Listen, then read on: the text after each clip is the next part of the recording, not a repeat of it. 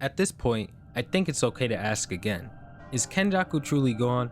With the current events of Jujutsu Kaisen having Yuta defeat Kenjaku, take his body hopping technique, be defeated by Sukuna, and then rematch him using Kenjaku's body hopping technique to move himself into Gojo's dead body, people have come to question where the story will go after this. Will Yuta stay in Gojo's body? Will Yuta just die once the timer is up? Or lastly, is Kenjaku gonna find a way to return through this technique? That last option is going to be the main topic of today's video. In this video, we'll be talking about Kenjaku's death, his potential return, evidence for why and why not he's going to return, and more. With that said, since I value both the time of you and I, let's just get into this video.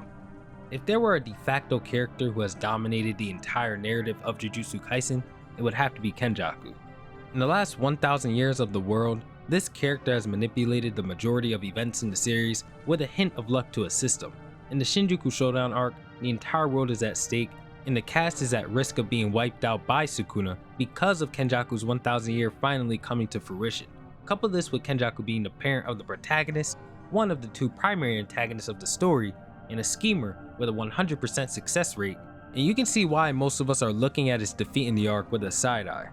Kenjaku was also just a very powerful sorcerer with some of the best fights in the series. His one-sided decimation of Yuji and the sorcerers after Shibuya, his battle against his mirror Yuki Sukuma and his child Choso being one of the most thrilling and intense battles in the series, and then his fight against Takaba, which is just completely different from anything else in the series, but is still great for its own reasons when you really take the time to think about the purpose behind the battle.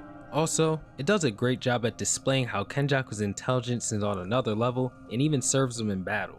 Sorcerers are supposed to be con artists before anything else, and nobody can play this role better than Kenjaku, as he's in a way the culmination of 1,000 years of sorcery, being the only character who should be able to use every technique in the series, bearing every cursed technique at once, but you know what I mean. Maximum techniques, domain expansion, fallen blossom emotion, things like that. Kenjaku expresses his 1,000 years of experience as a sorcerer quite literally as he casts his domain expansion against Yuki, stating, "Tengen, I am not the same as you. I have lived through this 1,000-year tug of war between feuding giants, the capricious alliance and betrayals of this world of curses." To me, this only reinforces that Kenjaku embodies a sorcerer better than most, especially when focusing on the part with capricious alliances and betrayals. Kenjaku has betrayed almost everybody he's worked with, especially after they've served their purpose, and we can assume that over 1,000 years, he's done this more times than we've actually seen it. Even now, part of me suspects that Sukuna will just be another victim of Kenjaku's betrayal, but more on that later. One last thing is that, although Kenjaku did transfer the merger to Sukuna, he was seen as the primary antagonist for the cast in the Shinjuku Showdown arc, as Kusakabe outright says that getting rid of Kenjaku means saving the world from monsterized Tengen that's guaranteed to, again, destroy the entire world, whereas getting rid of Sukuna just means preventing an insanely powerful hedonist from doing whatever he wants, and even potentially ruling it. But again, Sukuna's not going to destroy the world, or at least we didn't think he was going to until we found out that he was also going to carry Kenjaku's plan on, but my point still stands. Kenjaku has a lot of pull over the series, and the character is very integral to the most important plot lines of the story. So when we see his death at the hands of Yuta coming as fast as it did, it was surprising, and I'm not gonna lie,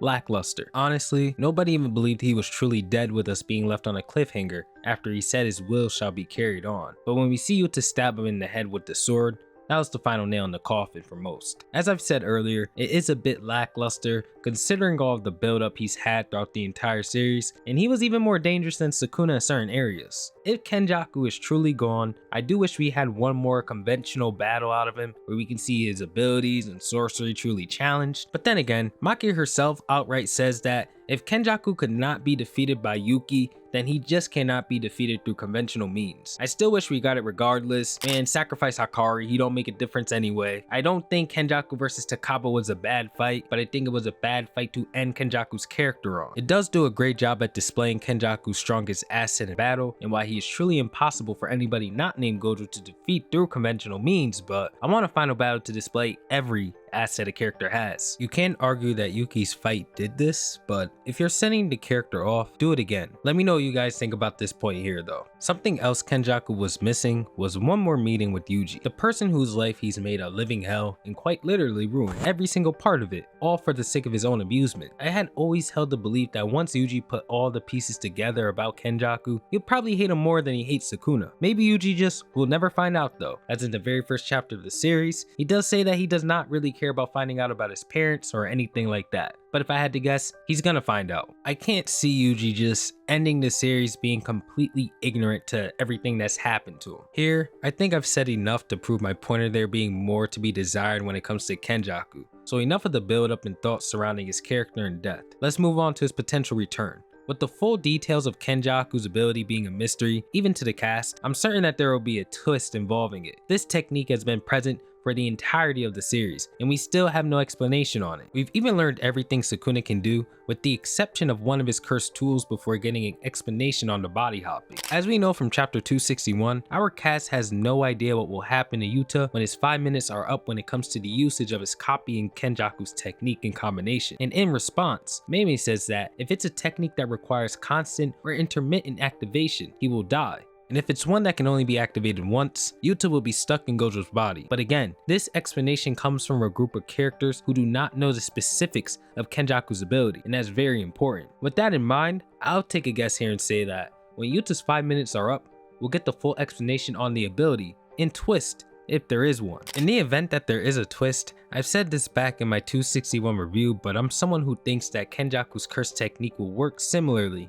to something I've seen in another anime. If you know, you know. But basically, whenever this character is killed by someone, the killer will become the character that was killed after a little bit of time. Not the character himself, but an exact copy of said character. For example, if this happened in Jujutsu Kaisen, Yuta would become another Kenjaku after a bit of time, but Kenjaku himself would still be dead. Now, with what we know of Kenjaku's technique already, it's obviously not going to be the same exact thing that I just mentioned, as Kenjaku does not need to die to obtain the body he's searching for, but I'm more so focusing on the effect of the ability rather than the entire thing. And I can see it being something that works within the world and power system of Jujutsu Kaisen, rather than the original series it comes from, so it'd have to be tweaked a little bit. A technique like this also works for his character because Kenjaku is posed as a religious zealot and someone who serves as a twisted mirror to Yuki Sukuna as a character. As we know, they both left something behind that transcends themselves as characters and now serves a great purpose in the world. And now what they've left behind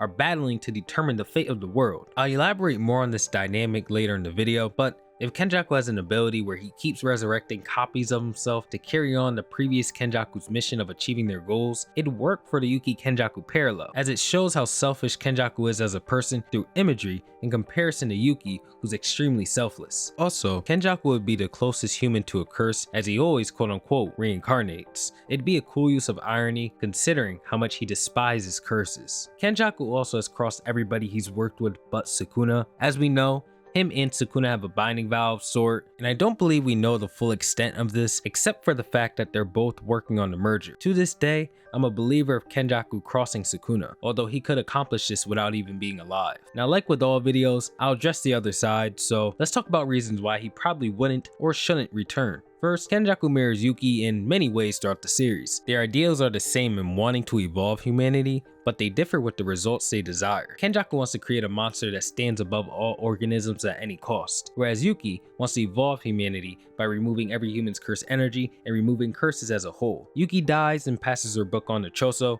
who passes it on to Yuji. Then Kenjaku dies and passes on his merger Tengen kind of thing to Sukuna, both key items into establishing their ideal worlds. To sum this up and save you guys time, these two characters are currently undergoing a battle of ideals that physically transcends the two of them. Yuki spearheading Yuki's ideals and Sukuna spearheading Kenjaku's ideals. Yuki and Kenjaku both resemble sacrifice in their own ways, as really all of their actions serve something beyond themselves. If Kenjaku came back, it could put this parallel in jeopardy. This whole sacrifice narrative going on with Kenjaku also plays into why I think his conclusion being lackluster kind of fits him, despite me not liking it. Another reason that's similar, but different to the first, is that Kenjaku plays the role of a religious zealot with the merger being his deity, a nice parallel to Geto's whole character and getup. Kenjaku's domain expansion hand sign is the only hand sign in the series that does not represent a god, but a prayer toward one. His whole goal again lies beyond himself and obsesses on creating this being that's supposed to transcend humanity. He serves as no more than a guide for the world to create a god 1,000 years in the making. From my perspective, the story reinforces Kenjaku not having the role of the big bad villain at the end, but more so him serving as a medium between the world and everything within it to create the merger. And I mean, when you really examine his character and look at everything he's done, this has always been in our faces. Let me know if you guys got anything else in terms of a counterpoint to my arguments or something to reinforce my arguments. And with all that said, these are my thoughts on the potential return of Kenjaku. If he doesn't come back now, then I think he's never coming back. If you guys have anything to add to the discussion, feel free to comment down below. And if you enjoyed the video, don't forget to leave a like and subscribe. Helps me more than you think. Thank you all for stopping by, always grateful. And I'll catch you guys all in the next video. Peace out.